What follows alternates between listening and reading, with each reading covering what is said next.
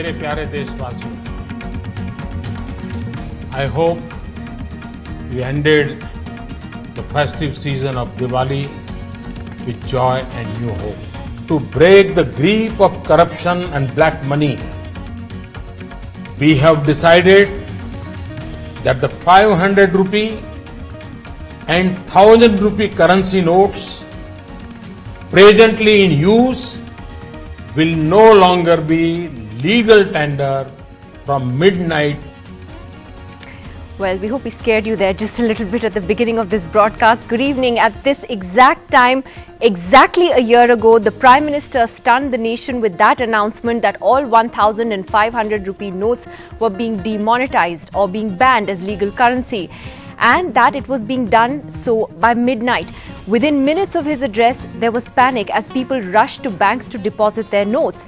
Just like that, in one sweep, 86% of India's currency was wiped out, a move described by some as bold, risky and courageous, and by others as an overwhelming disaster that led to the deaths of 150 people, destroyed lives, jobs and businesses. When the Prime Minister announced the note ban, he stated three objectives: bringing black money back, countering terrorism and dealing with fake currency. That goalpost soon shifted to a cashless society. Today, 1 year later, the success or failure of demonetization is being measured by several yardsticks. Did the black money come back? Did terrorism really come down? How much fake currency was actually seized? How many people have shifted to digital transactions? And are there really more people who are being forced to pay tax? Over the next hour, we'll examine those questions in detail as we ask, was the note ban a hit or miss?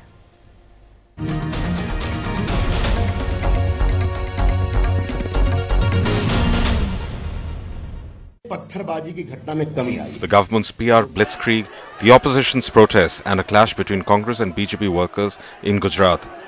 This is what marked the first anniversary of the note ban. BJP ministers have fanned out across India over the last 48 hours to sing praises of the scheme that wiped out 86% of cash from India's economy.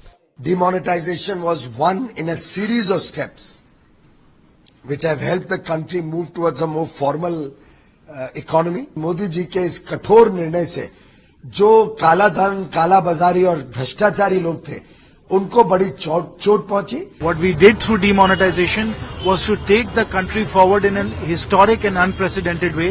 Bharat में देह व्यापार में बहुत कमी आई है, क्योंकि भारत में दुर्भाग्य से नेपाल से, बांग्लादेश से ये सारे पैसे कैश में हुआ करते। In Surat, campaigning for the Gujarat elections, Rahul Gandhi interacted with diamond merchants.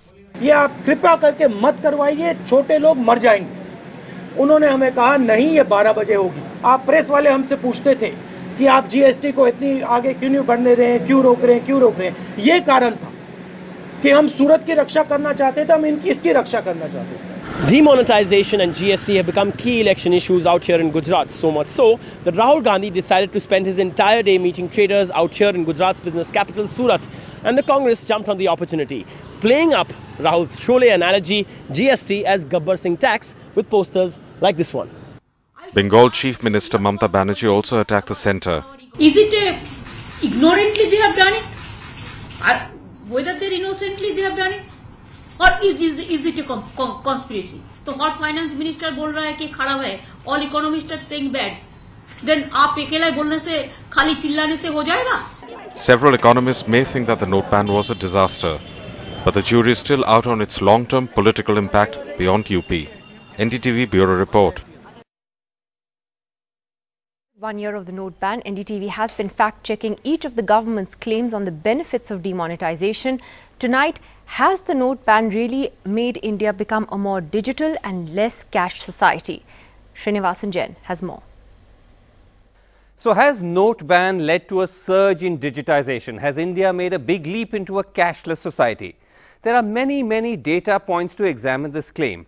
But let's just look at what the Prime Minister has put out on his website. The Prime Minister put 3 main slides to show that the note ban has given a big boost to India's digital expansion, all comparing data from August last year to August this year. The first is on the growth of mobile wallets like Paytm, MobiKwik and so on. According to the slide, it says that there was a growth of 136% in value from about 3,000 crores to about 7,262 crores. Now let's look at how mobile wallets were growing in earlier years. Again, August to August. So if we look at it from August 2014 to 2015, they grew from 427 crores to about 1,300 crores at 213%. From 2015 to 2016, they grew from about 1,335 crores to about 3,000 crores, a growth of 130%. So in comparison, the Prime Minister's figure of 136% growth in value doesn't appear to be unusual. Let's again look at mobile wallets by volume. Now, they grew at 158% between 14 and 15, and they grew at 65% between 15 and 16. If you look at the Prime Minister's figure, they grew 218% in volume in 16-17. So in volume at least, there does seem to have been an unusual spike, though in value, not so much. Let's now look at what the Prime Minister has posted on IMPS transactions, a form of bank transfers. The website shows that between August 2016 to 17, there was a 142% jump in value from about 26,000 crores to about 65,000 crores. In volume, there was a jump of about 123% from about 3.39 crores to about 7.5 crores. But again, if we look at previous data from previous years, August to August, we find that in 2014 to 2015, it jumped from 3,520 crores to about 12,000 crores, a 238% jump. Again, from 15 to 16, there was a jump of 125%. This is all in value. So that compared to the 142% put out by the Prime Minister doesn't seem unusual. Let's look at volume now. Again, there's been a jump in 14 to 15 from about 0.5 crore to 1.7 crore, a jump of 247%. And then the next year, a jump of 103%. So again, the 123% jump in volume posted by the Prime Minister's site, not unusual. Let's finally look at debit card transactions. The Prime Minister's site shows a massive jump of 92% in value and 103% in volume. Breaking that up, that's a jump of about 18,000 crores to 35,000 crores, and then in volume, a jump of about 13 crores to about 26.5 crores.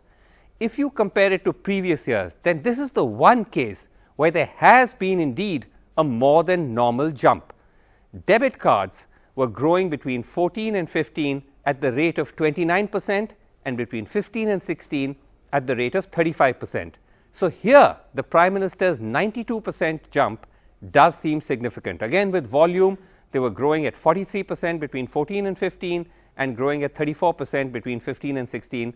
So again, the 103% jump does seem highly unusual.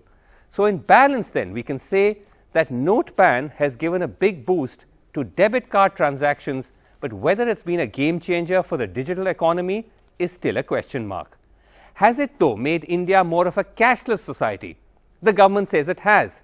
They say that currency in circulation has fallen since demonetisation, down by 10% since the note ban was enforced, falling from about 18 lakh crores in November of last year to about 16 lakh crores in October this year. This is true, but that 10% is unlikely to remain static.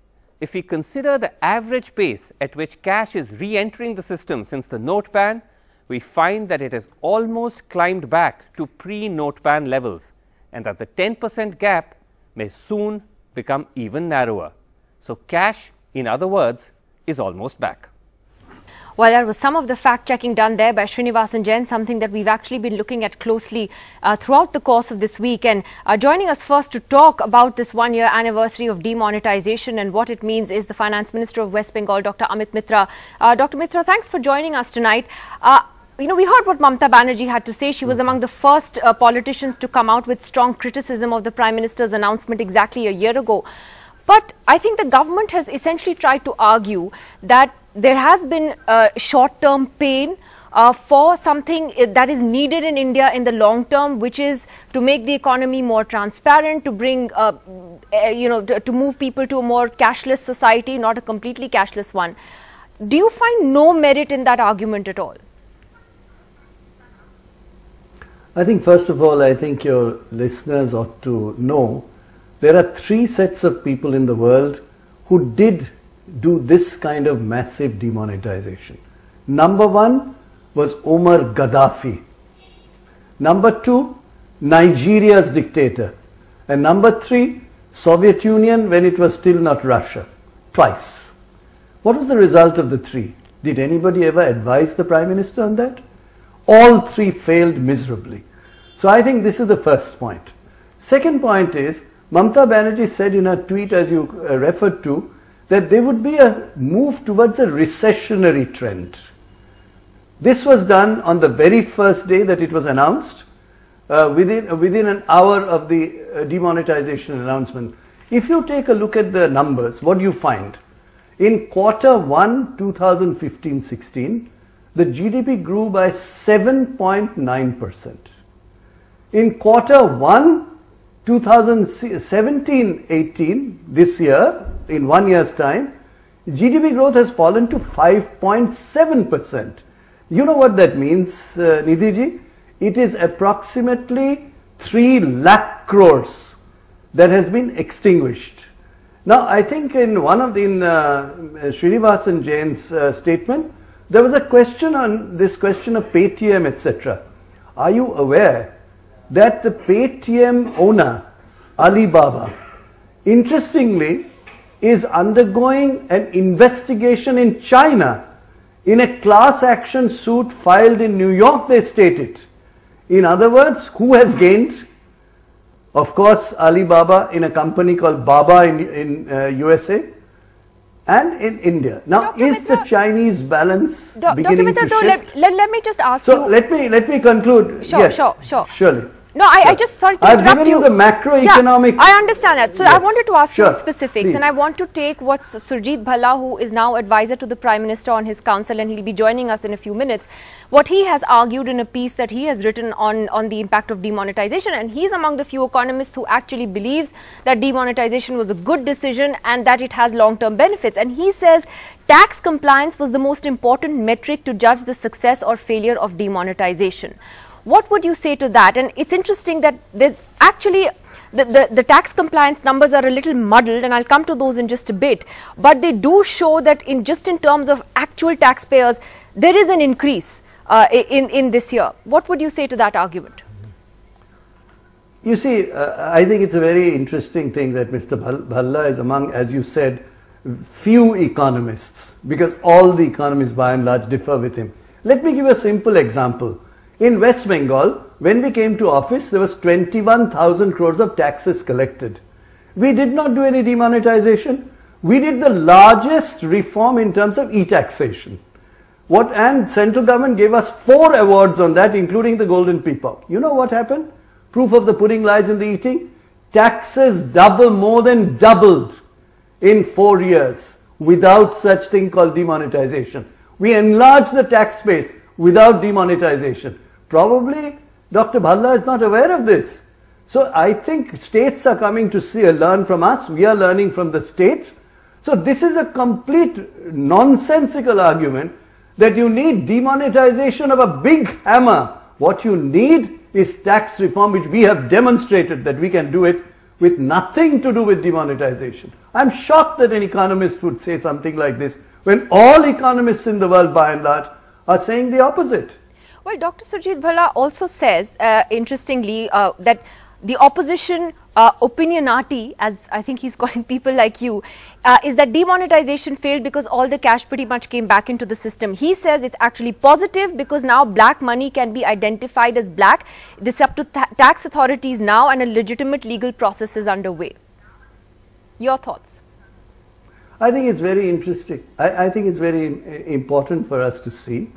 As far as coming back of money is concerned, what has happened, which he is aware of, I'm sure, this has given an opportunity for those who held black money to legitimize that process into white money. Some would even say that was there a conspiracy to allow such people to convert their black money into white? It's a question. Now, let me submit to you, it is standard practice that the government will investigate. Tell me how many cases of investigation have happened. 2.5 lakh, 3 lakhs are going to be investigated by government. Court, people will go to court. They will pursue their processes. I mean, where are we living? Is this some kind of a fantasy world that government, and of all people, Dr. Bhalla, who does not believe in the government as a powerful entity, believes in the market, saying that the government is going to find 2.5, 3 lakhs, 5 lakhs, 8 lakh accounts, each one of whom will go to court, making their own justification in democracy like ours. Unless, of course, he thinks this is a dictatorship and they will simply be put in jail as it is done in China or at one time in China and one time in Soviet Union. Which world is he living in?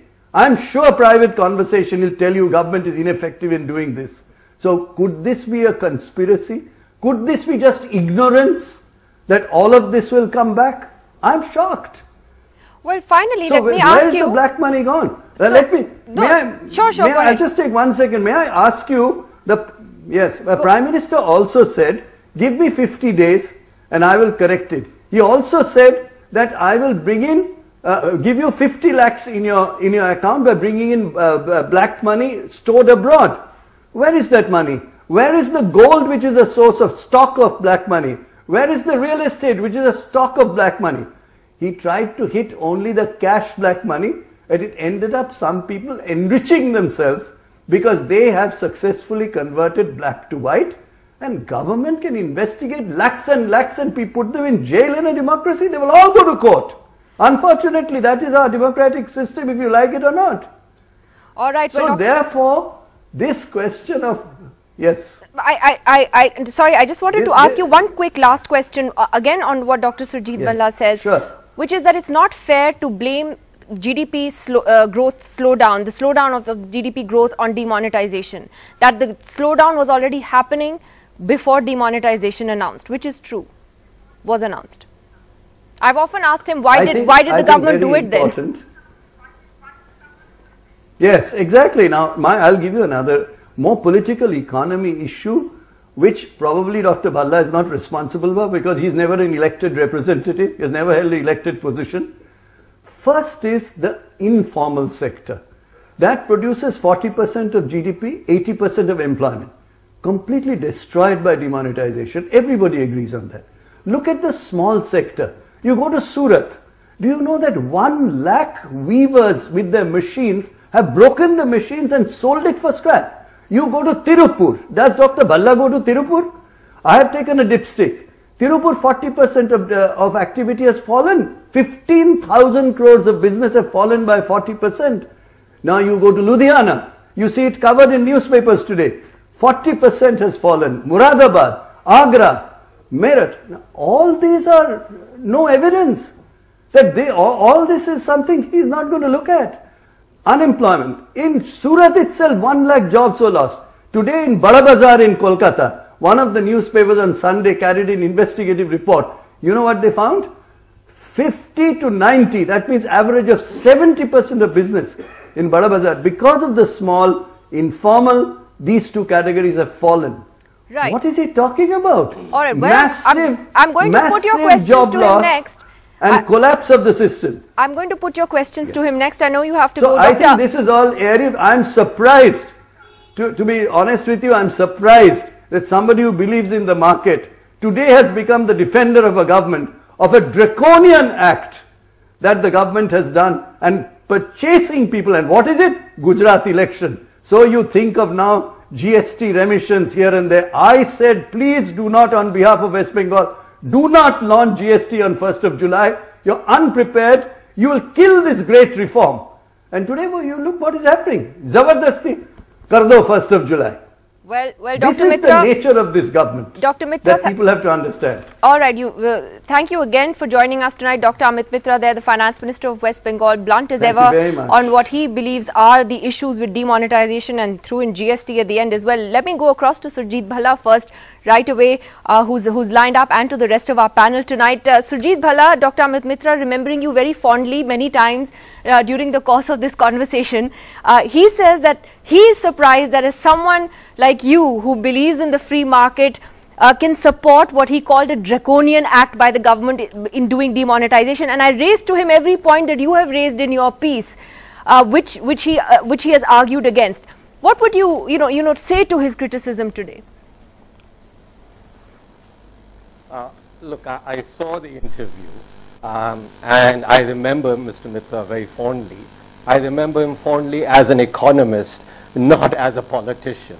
I'm afraid, this is what happens when you become politicians, I guess.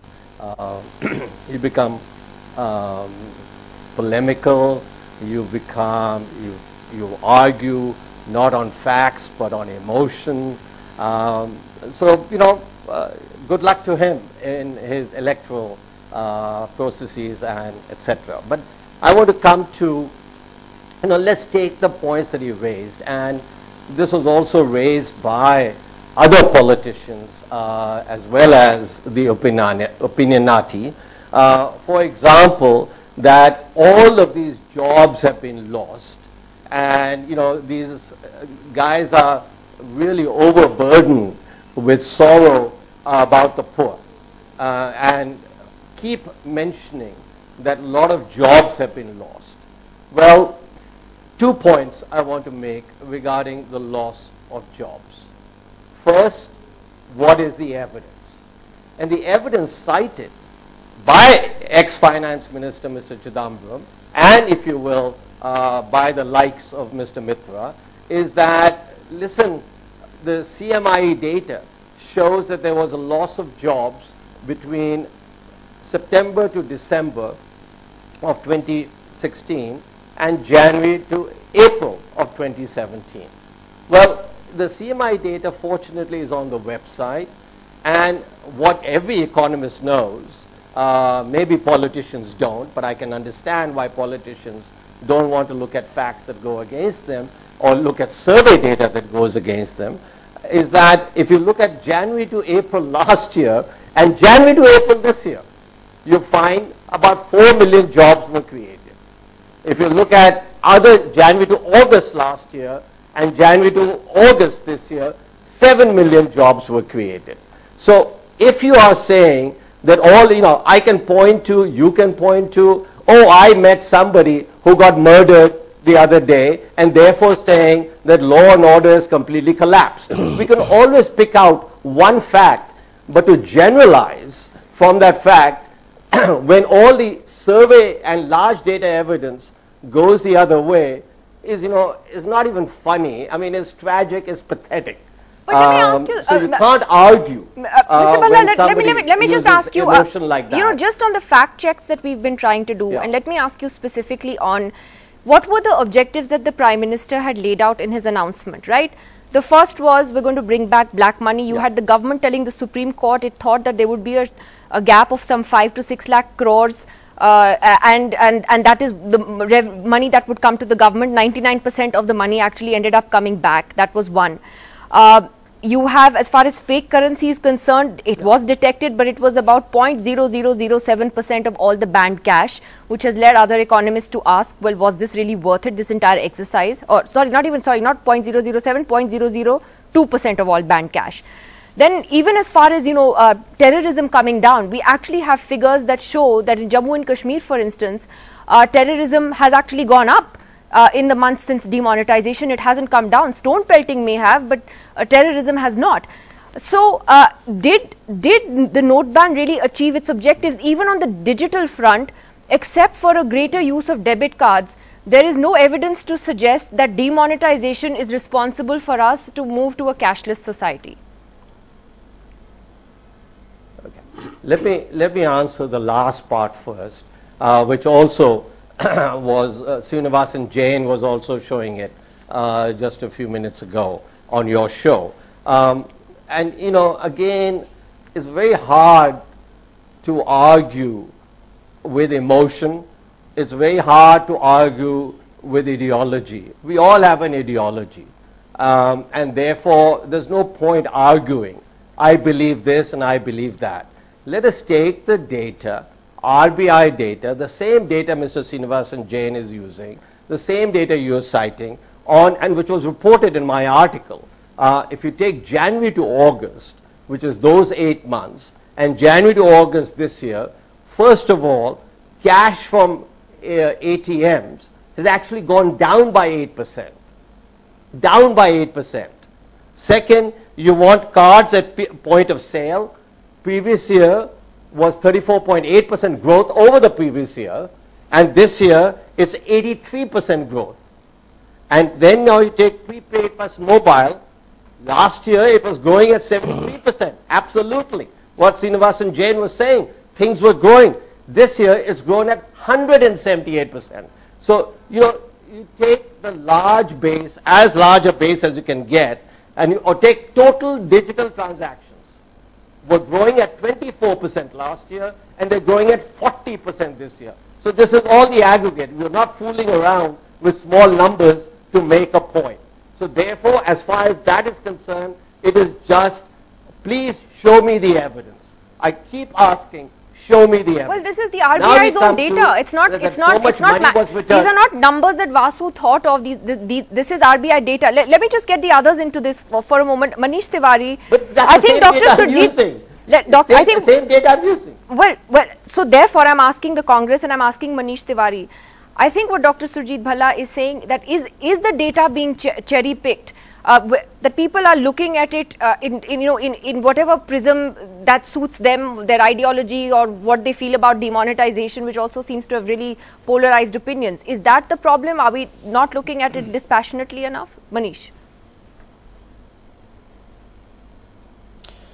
Nidhi, let me start on a slightly lighter note.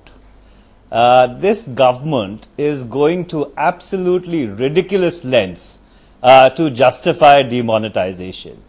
A very senior minister of the government of India, for whom I have the greatest amount of personal respect, has ostensibly said that the revenues of the oldest profession in the world have fallen due to demonetization. Now, if that is the kind of argument which is coming from senior responsible ministers of the government, you can you can detect for yourself that they are clutching at straws. And now let me come to the data which has been put out by the government, selective and uncherry-picked. Unselective and uncherry-picked. Government says that 3 lakh crores of the 99% of the cash which has come in is under scrutiny. What does that mean? It means that government thinks that this is not legitimate money which has come into the banking system. Now, what would happen in this circumstance is that there would be 5 layers of appeals. There would be an assessment order. It will go to the Commissioner of Appeals. It will go to the ITAT, the Income Tax Appellate Tribunal. It will go to the High Court and finally to the Supreme Court. This entire process will take 25 years at least. So after 25 years, we'll know as to whether this 3 lakh crores, which the government is claiming is suspicious, is actually suspicious or bona fide. So that's point number 1. Now, the second argument which was made by the government was that fake currency will be proscribed. You yourself are pointing out the numbers that 0.002% of all the cash which has come into the banking system has been found to be fake. Now, isn't this a classical case of actually using a hammer to swat a fly? I mean, I cannot think of anything more ridiculous than demonetizing 16,44,000 crores in order to detect 11 crore 35,000 odd rupees as fake currency. And the third parameter which the Prime Minister outlined, that it will proscribe terror financing. Now, this is based upon the premise that government knew that on 8th of November 2016, how much money was going to which terrorist organization, and then only on the 31st of December 2016 could you come to the empirical conclusion that as a result of demonetization, there has been an X drop in the money which was going to terrorist organizations. So therefore, did the government know on 8th of November 2016 that Jaish-e-Mohammed was getting how much, the Maoists were getting how much, or any other terrorist organization was getting how much? And for that, you don't need demonetization. In real terms, you have there has not actually been a decline in terrorism. You have the other anti-terror laws. You could have acted against them. No, okay. So let me get Professor Arun Kumar and Sunil Alag and M.K. Venu in for their first comments. Professor Arun Kumar is actually just ready with his new book on demonetization, and you argued all these months about what you believe is a total disaster. But what about what Surjit Bhalla is arguing? He's saying that he's talking about tax compliance. He's talking about the fact that growth was already slowing down, and that it's actually a good thing that most of this money is back in the system. Let the authorities determine what was legitimate and what wasn't. So, you know, the most important thing is that the growth, it's true that the growth has been slowing down for at least 6 quarters. But the point that is missed is that this growth does not include post-November 8th, the decline in the unorganized sector. It's the unorganized sector that got hit very badly, and that data comes with a time lag. So it is assumed that the organized sector and the unorganized sector are rising at the same rate, which is not true from November 9th, because all the studies show, Punjab, Haryana, Delhi Chamber of Commerce and Industry, State Bank of India, All India Manufacturers Association, large number of NGOs, large number of newspapers, that this sector got hit between 50% and 80%. That's what Amit Mitra was also saying. So everybody says, and if the unorganized sector, which is 45% of the GDP, and you take out 13% which is agriculture, still 1/3. If 1/3 declines at 50%, you're talking about a negative 15% rate of growth. You're not talking about a positive rate of growth. So in other words, if you include the unorganized sector data, then neither the argument for growth holds, nor the argument for employment holds, nor the argument for the cashless economy. Because the cashless economy argument is also about the organized sector. Why is it that the transactions have risen? Because large amount of transactions are taking place in the stock market, they're taking place in the mutual fund market, etc., and those get counted. And those are all going to be electronic. They're not going to be via cash, because by definition they are all there. So in other words, the arguments do not include the impact on the unorganized sector, and if you include the arguments for the unorganized sector, then the entire database changes. So I think Mr. Surjit Bhalla needs to take into account the impact on the unorganized sector. Economic surveys said we are not able to take that into account. The RBI has said in its annual, we are not able to take that into account. So if they're not able to take that into account, then the figures that they're quoting are not really worth the paper on which they're written.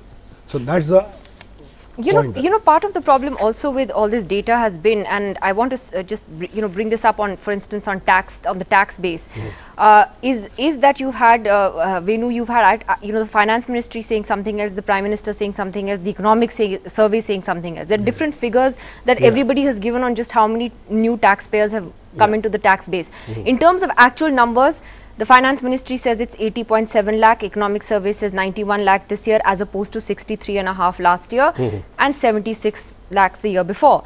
But in terms of percentage, it actually shows a decline from 40 to 24% this year, at least until August. How do we, read into these numbers? I mean, it doesn't seem to add up. Nidhi, first of all, Prime Minister had given a figure in his Independence Day speech. That's right. Where he used a figure of 56 lakh new taxpayers who have come into the system. Subsequently, it was clarified and corrected that the 56 lakh new taxpayers that PM spoke about were actually taxpayers who had moved from physical mode to electronic mode, right? So they were existing taxpayers. Be that as it may, I want to come to Nidhi, the real data point is whether there has been an increase in tax collection.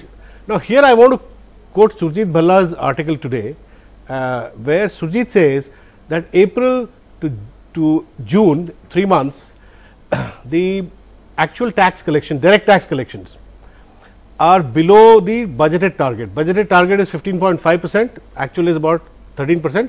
And Surjit Bhalla also points out that GDP growth, gross value added in nominal terms, has grown at the lowest rate since I think 1996, he said, in a long time. So how do you explain this?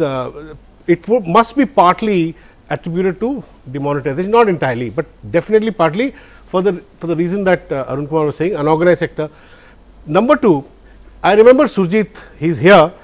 His position before he joined the government, and he has said this to me in another TV discussion where I was interviewing him.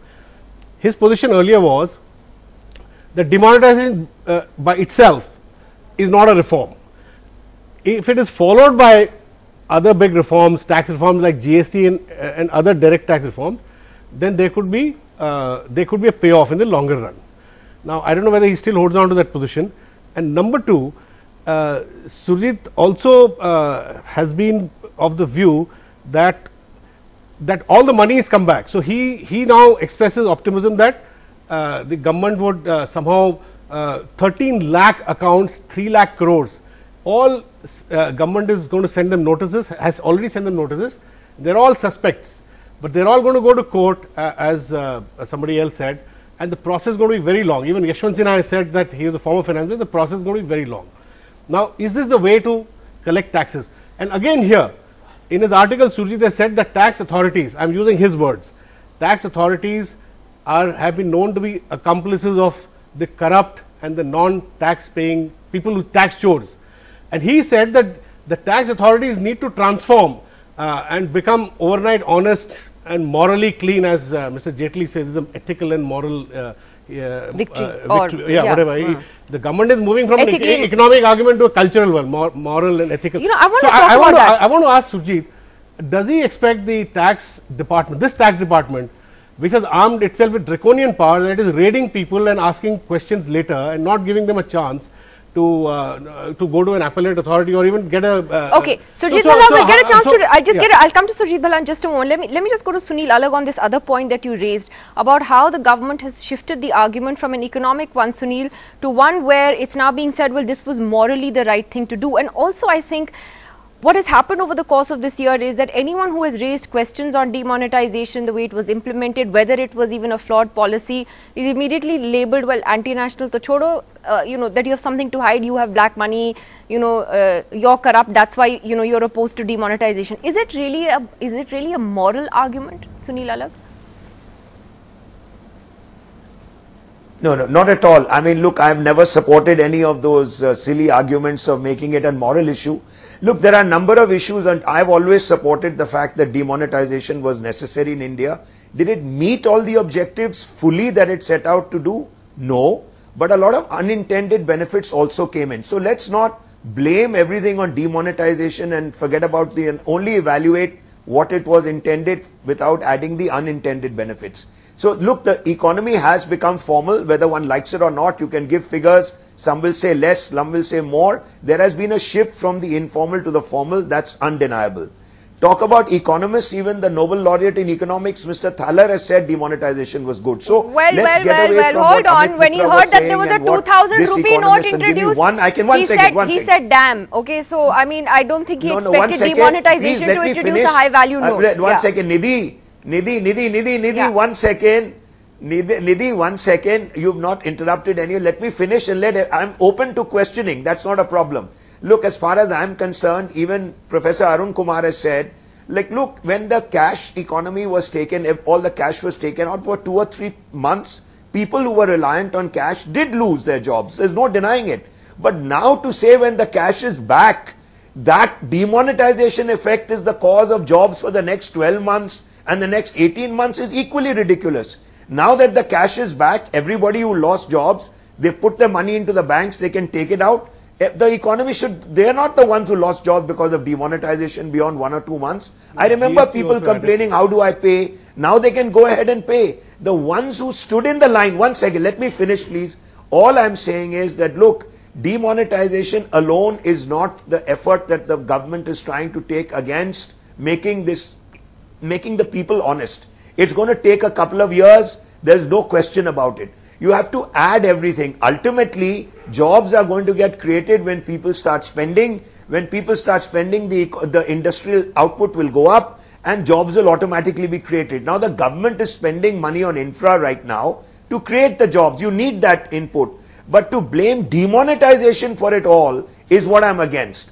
And the GDP growth did fall in that quarter. I agree. But just about when it was getting ready, so the timing, once again, the timing of GST, Dr. Amit Mitra said was wrong. I agree with him. Maybe GST should have been timed a little later and allowed the economy to breathe and come up. That is debatable, but to say demonetization was wrong, GST is wrong, throwing the baby out with the bathwater is ridiculous.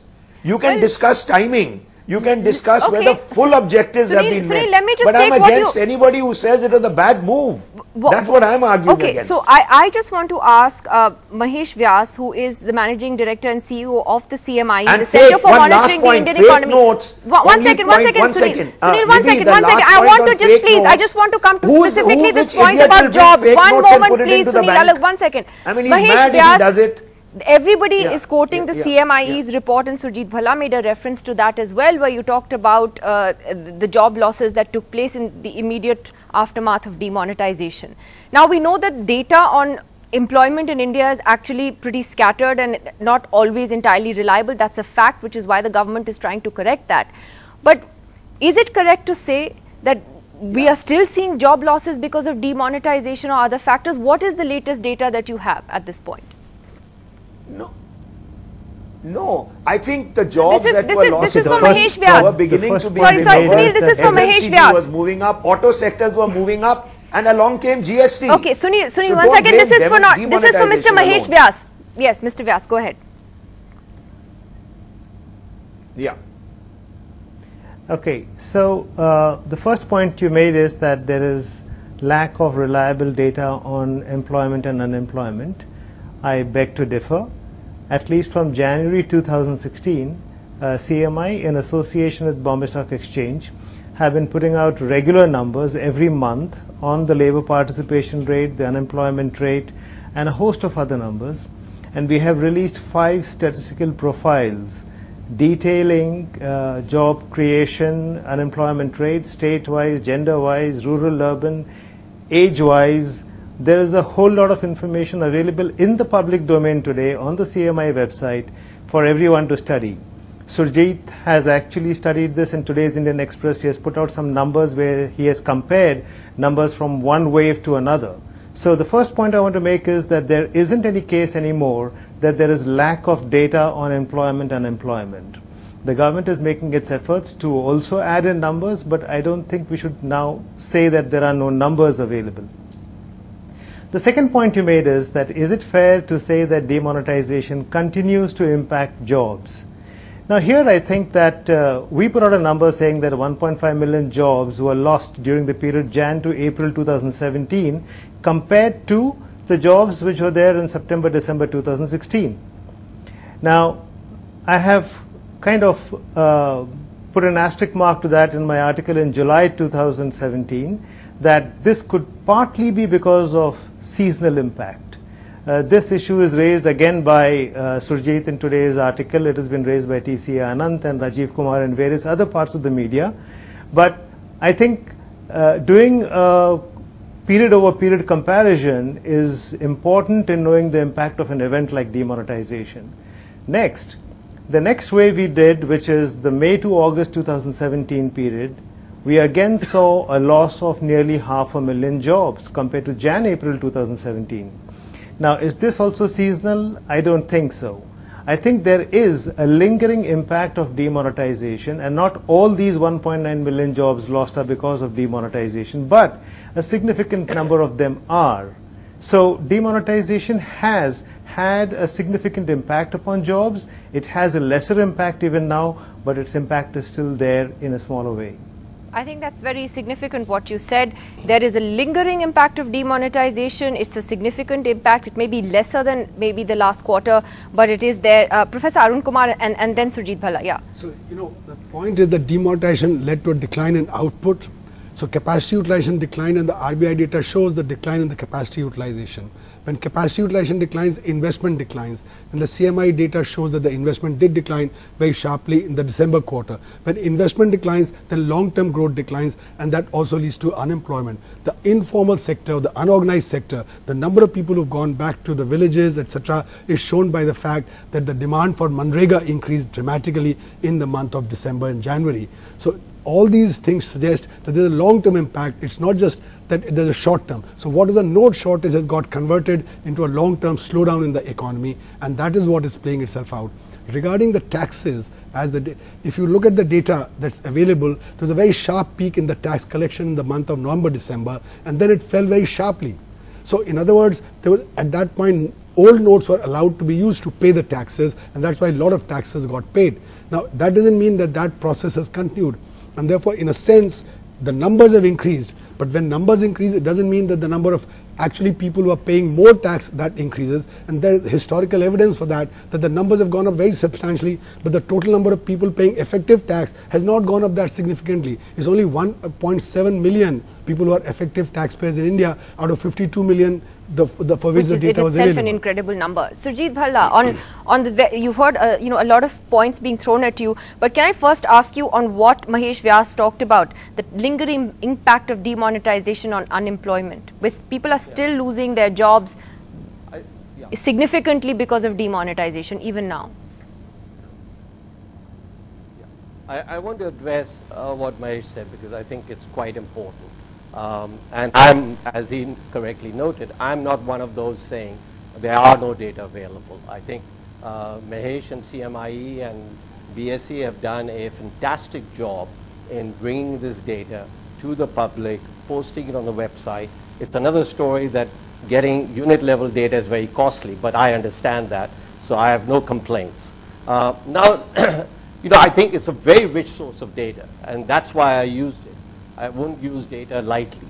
And what is, it is very difficult. See, what Mahesh and CMI are doing is a very difficult task to get, if you will, seasonal adjustments for labor demand and labor supply and employment, which is why I used YOY, which is year on year. So in other words, I used the same time period last year, January to August, and the same time period this year, January to August. If you were to take January to April last year, before demonetization, and January to April this year, post demonetization, what you find is about 4 million jobs were created.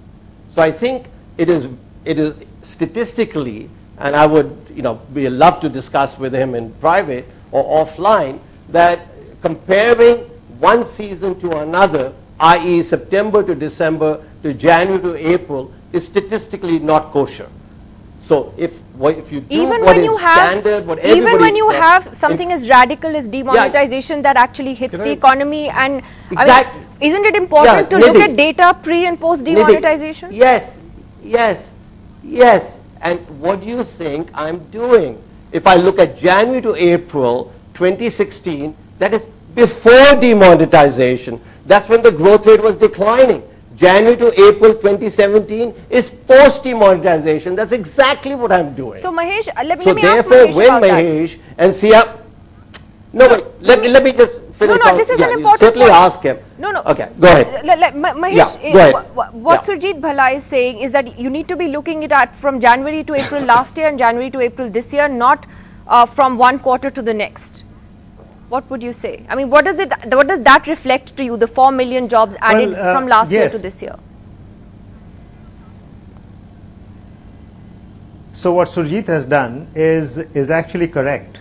He has compared what is called the YOY comparison. We do that all the time in the comparing IIP numbers and comparing foreign trade data and so on and so forth. So I think that's fine. That's the usual way of looking at all time series. The problem in YOY is that even that is not seasonally adjusted. So we actually require a longer time series to decipher how much of the YOY is a trend and how much of it is seasonal and how much of it is random. Now, the problem with what Surjit is doing is that we do not know, or actually we do know in this case, that all the 4.4 million or the 4 million jobs that were added were actually done before demonetization, but after demonetization there was a 1.5 million loss. So to decipher how much of this is the trend, which we saw increases in jobs in May, August 2016 and then September, December 2016, and then we saw a fall in Jan, April 2017. So demonetization effect can be seen only if you study this sequentially, but after deseasonalizing.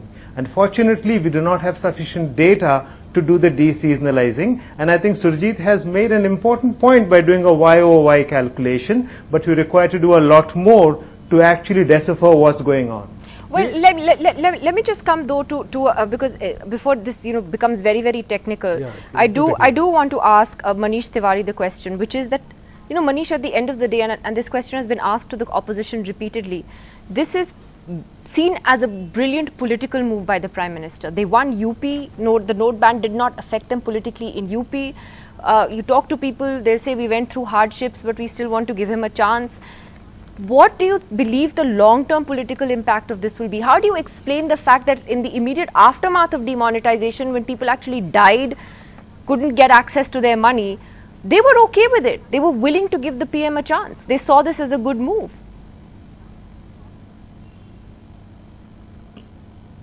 Well, Nidhi, I fundamentally disagree with that analysis. And the reason for that is that Prime Minister Narendra Modi has made a cardinal error, whereby he came to the conclusion that cash is equivalent to black money.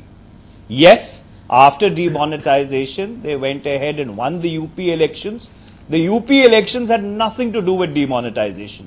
There was a different dynamic which was at play. If the Prime Minister was so keen or so confident about demonetisation, he should have made it a referendum on demonetisation. He shouldn't have gone and said Shamshan and Kabristan.